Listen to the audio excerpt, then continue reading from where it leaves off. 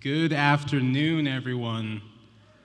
Last, but certainly not least, I'm going to make this short because I will get emotional. My name is Trey Beauchamp, and I am the Wallingford Team Director. Over the past 6 years, I have got to know Liya, and I've had the pleasure to get to watch her grow up to be the woman she is today. She is a role model to her younger siblings, to our younger members, to her peers. She's one of my role models. Her passion is infectious, and when she puts her mind to something, it's going to get done. I'm so excited to see the impact she's going to have on the world. Please join me in welcoming Liya Cisse to the stage. I do my hair toss, check my nails. Baby, how you feeling? Hair toss, check my nails. Baby, how you feeling? Ooh, sorry, that made me kind of teary. Okay, that's okay. Hello, my name is Liya Cisse, and I've been going to the Wallingford Boys Girls Club since kindergarten. When I was about 3 years old, my family moved here from Ethiopia. We moved into a small apartment near the Boys and Girls Club, and it wasn't long before my sisters and I started going there. Growing up, my sisters and I were alone most of the time because my parents would be working at night. As the eldest child, I was the closest thing to an adult, and I took this role very seriously.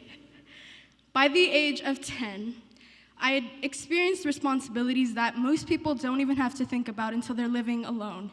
This meant things like helping my mom with the laundry, checking over my sister's homework and answering the questions that came with that, making sure my sisters were fed, and most importantly, didn't murder each other.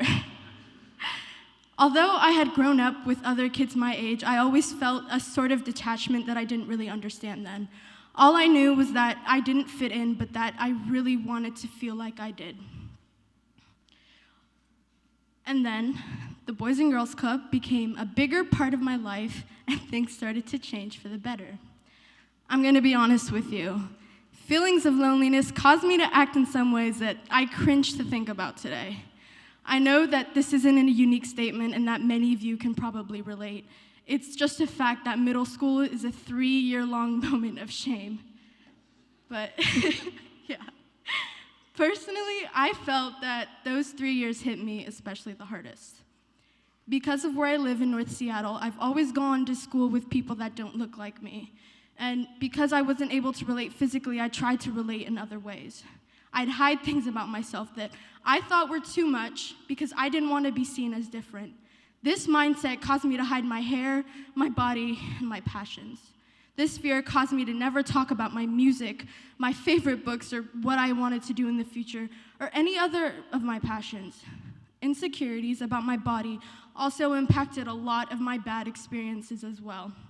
Every single day, it was a sweater and jeans and my hair straightened and pulled back in a hideous low bun.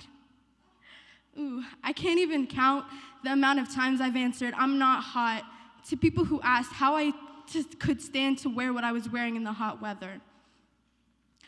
This lasted through a majority of middle school, and it wasn't until I met friends at the Wallingford Boys and Girls Club that things started to change for the better. As we went through club activities like Torch Club, Smart Girls, and later Keystone, which I soon became president in, that I began to feel that empty part of me fill up. I will forever be grateful to the people around me at the Boys and Girls Club for patiently encouraging me to open up. With them, I was able to step out of my comfort zone and engage in the things that I never thought I'd have the chance to do. Every time the club let me CIT in the summer, every time they invited me to sing on stage in front of hundreds of people, every time they gave me the opportunity to organize for my Keystone group to volunteer with the local food bank, they helped me secure that inner self-confidence that I had pretended to have my whole life. When I secured that inside the club, I was able to eventually take that outside and show the world the new lessons of self-love I had learned. Without the club, I'd still be that sad, ashamed, insecure girl hiding herself from the world. The transformation that the Wallingford Boys and Girls Club supported and encouraged me to go through changed my life. They gave me that safe space to be myself and the courage to finally love myself. Thank you.